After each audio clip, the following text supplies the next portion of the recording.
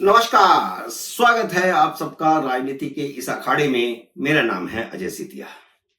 मित्रों, मैंने वायदा किया था कि मैं कोशिश करूंगा कि अरविंद केजरीवाल के चैप्टर को ना छूं, किसी अन्य विषय पर आपसे बात करूं, चर्चा करूं। लेकिन अरविंद केजरीवाल का तो खेला हो गया, फिर उनकी चर्चा करेंगे, लेकिन उससे पहले आज चर्चा करते हैं कांग्रेस की। कांग्रेस की हालत तो खिसियानी बिल्ली खंपा नोचे वाली हो रही है। तीसरी बार बुरी तरह हार रही कांग्रेस को अब नरेंद्र मोदी का मौन रहना भी खल रहा है। मोदी बोले तो प्रॉब्लम, मोदी चुप रहे तो प्रॉब्लम। हर रोज कांग्रेस मोदी की किसी न किसी बहाने शिकायत करने चुनाव आयोग में जाती थी। कभी भाषण का कोई डायलॉग पकड़ लिया, कभी कोई डायलॉग पकड़ लिया और चुनाव आयोग चली जाती थी।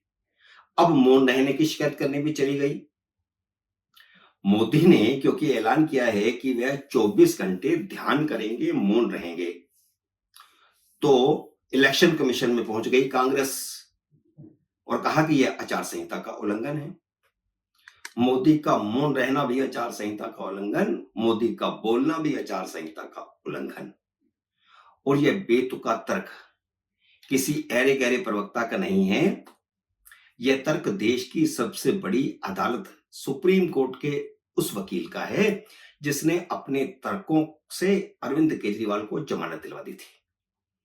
अब वह कैसे जमानत अवधि नहीं बढ़ा पा रहे, कैसे उनके साथ सुप्रीम कोर्ट में खेला हो गया, कैसे सुप्रीम कोर्ट ने दहलीज नहीं चढ़ने दी, इसकी चर्चा भी बाद में करेंगे। लेकिन क्योंकि आज चर्चा हम कांग्रेस की कर रहे हैं, तो पहले कांग्रेस। जो सिंघवी ने बुधवार को चुनाव आयोग में किया, उसे सुनकर आप तो माथा पीट लेंगे।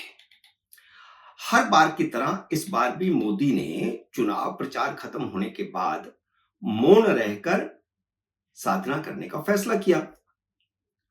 और यह पहली बार नहीं किया, पिछली तीनों बार वह यही करते रहे हैं। पिछली तीनों बार नतीजों से पहले, मतलब 2 बार नतीजों से पहले उन्होंने यही किया है और वह तीसरी बार भी कर रहे हैं। पिछली बार वे केदारनाथ मंदिर के पास एक गुफा में साधना करने चले गए थे और उन्होंने 24 घंटे से ज्यादा वहां पर साधना की थी।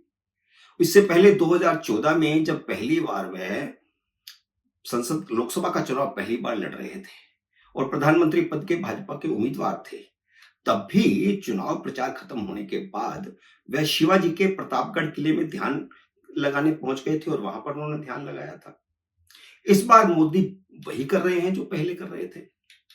इस बार वह कन्याकुमारी में विवेकानंद मेमोरियल में ध्यान लगाएंगे। यह मेमोरियल समुद्र में उभरी हुई चट्टान पर है। 31 मई की शाम तक, 30 मई से शुरू करेंगे शाम को और 31 मई की शाम तक 24 घंटे तक मौन रहकर ध्यान लगाने वाले हैं। इसका ऐलान वैसे तो एक दिन पहले हो गया था, लेकिन विधिवत ऐलान आज हुआ 29 मई को। पर कांग्रेस को लगता है कि मोदी का मौन भी उनका प्रचार है। मोदी जो भी करते हैं प्रचार के लिए करते हैं। उनका दायां पांव आगे रखना प्रचार है या फिर उनका बायां पांव आगे रखना प्रचार है, उनका छींक मारना प्रचार है या उनका मुस्कुराना प्रचार है। इसलिए कांग्रेस ने चुनाव आयोग से शिकायत की है कि मोदी को मौन व्रत रखने से रोका जाए, क्योंकि मौन व्रत भी प्रचार है और यह आचार संहिता का उल्लंघन है। और यह तर्क देने पहुंचे थे अभिषेक मनु सिंघवी।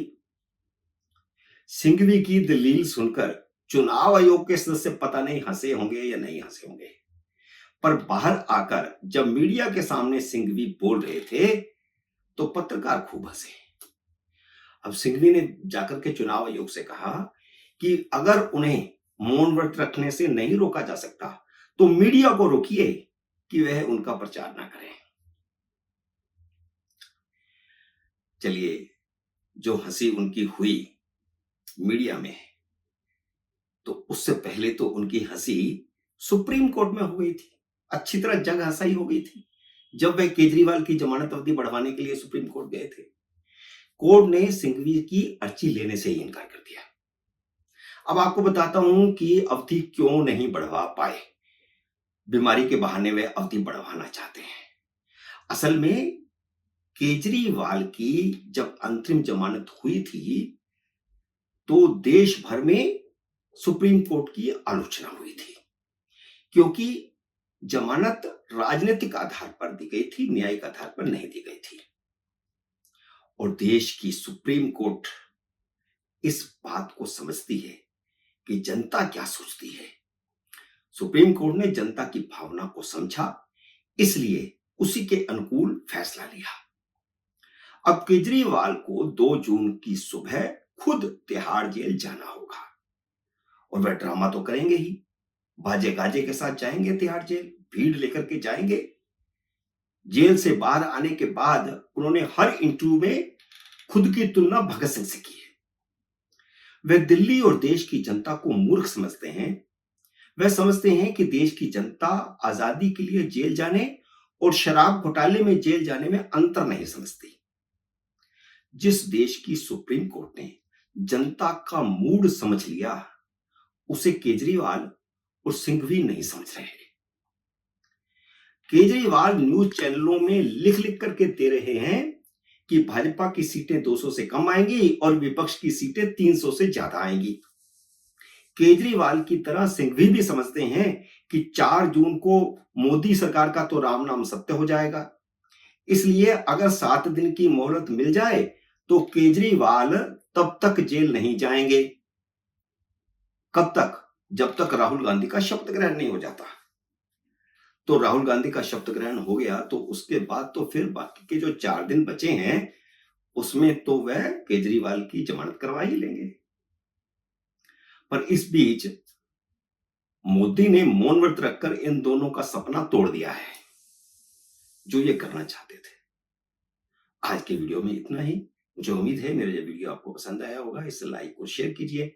अगर आपने मेरे YouTube चैनल को अब तक सब्सक्राइब नहीं किया तो कृपया सब्सक्राइब करके अपना आशीर्वाद भी देते जाएं।